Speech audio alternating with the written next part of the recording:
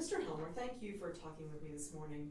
One of the books that I read recently for this class was The Hate You Give. Yeah. And I want to talk to you a little bit more about just young adult literature. Mm-hmm. So, do you order young adult books based on the list of current award winners? How do you go about even ordering or deciding on young adult literature to keep in a library? Lots of different ways. So I think the best strategy is to really kind of look at multiple sources of information I go through that aren't just the reading list. Of course, there's a reading list. You can go with all the book winners from the American Library Association. You can also I like to look at even kind of Booker Prize stuff that's more adult fiction to bring back, because you have kids who are kind of beaming into that. But in terms of a lot of the young adult stuff, school library journals are a really good source. Booklist is a really good source. I tend to stockpile these and go through them about every 2 months. Also, Goodreads is really good in the sense of every month they come out with kind of new hot topics and stuff like that. So there's different avenues that I pull this stuff in. And I think there's a couple of the filters I use here is there tends to be kids here who really like realistic fiction and dystopias. But at the same time, what I'm trying to do is diversify the collection in young adult literature really around students who don't look like me. Voila. And the big thing is... what does that mean, don't look like you, in our setting here in Singapore? In our setting here in Singapore is not 6'1" Caucasian man. So what I'm trying to do is build it around more of a diverse collection with diverse characters instead of just kind of your typical kind of British Western stuff. So there's a lot of really good authors right now that have stuff on this. The Hate You Give, you mentioned that earlier. I think it's great. It also gives diverse perspectives in terms of kind of economic and social constraints, race, things like that. So a lot of it is trying to go through these sources and trying to find stuff that I think best fits the collection, but also understand what a lot of the kids' reading needs are. So a part of this, the underlying assumption I have with all this is that part of my job is to have really good relations with the kids and to understand what they're interested in, what they've read before, where they want to go next, and to try and kind of build like that. So there's kind of two theories you can work off of with kind of collection development around YA lit. One is like you want the classics, and you want the stuff that's hot, and you want the stuff that's really good, and you want to build this high quality collection, but you also want to build this stuff that's really good for the students you have. And there's got to be kind of hybrid. So that's kind of the mix between it. And that's why I go through things like School Library Journal. There's another magazine called Booklist, Goodreads, kind of what suggestions the kids have, local stuff on the island through Kinokuniya reviews, lots of different places. So I think I'm kind of always absorbing what's going on and trying to filter that and patch up and match those needs. Okay. So once you've done that and once you've decided which books we're going to add to the collection here, how do you feature those books? How do you get the word out to the kids that we have those now?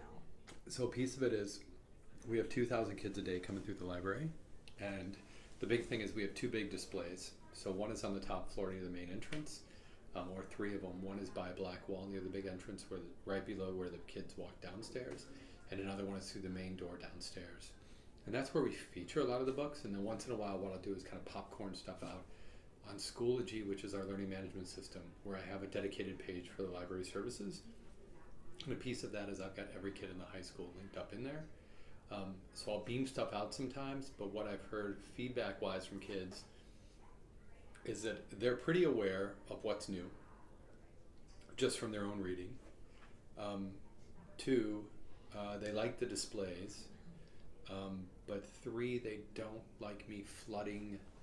Within Schoology, there's kind of this front page thing that it's almost like your Facebook feed going down. They said that for a lot of it, I'm the one that populates their feed.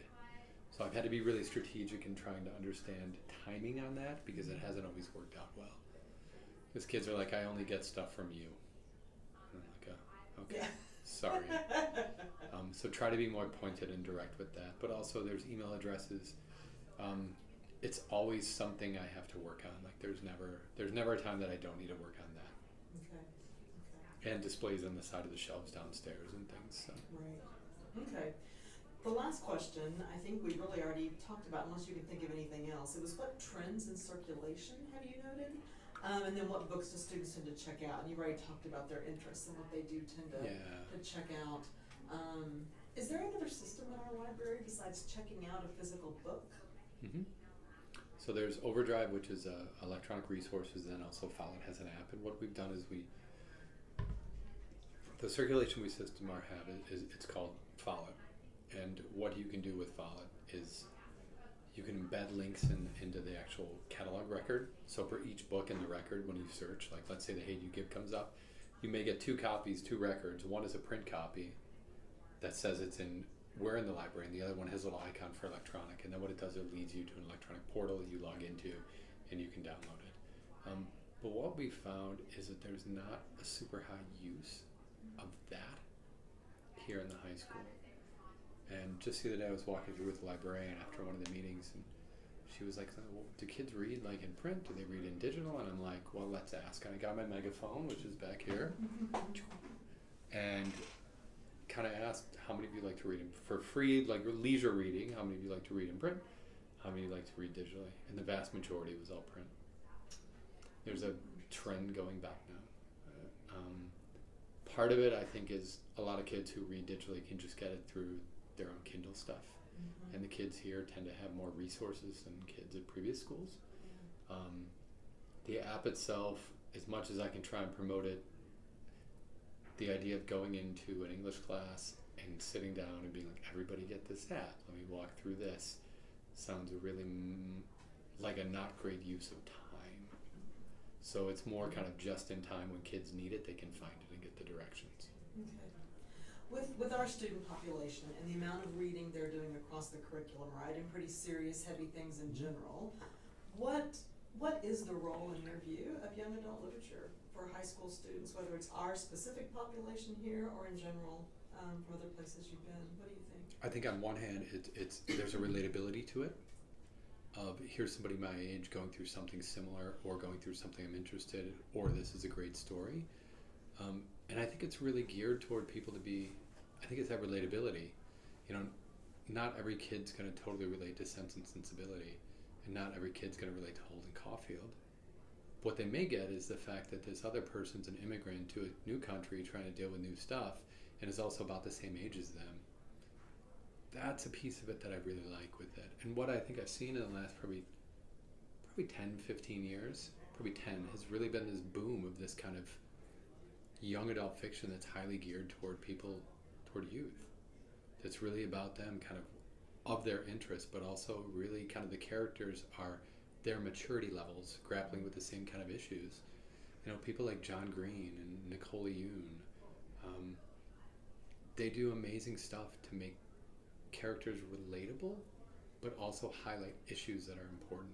I think that's the role of the young adult literature. Not only is it one, the relatability, but two, to expand people in different ways. And I really think that from a librarian's point of view, if I just had a very classical Western canon of literature, I don't think kids would be turned on as much. I think they'd be bored. Okay. I think they'd find it super challenging. And one really cool thing is when you can talk to a kid and understand where they're at and find stuff that, and not just find one thing, but give them options of things that could be interesting to them, and then seeing them dive in, and like any learning, it's beautiful. Yeah. Thank you. Thanks for your time.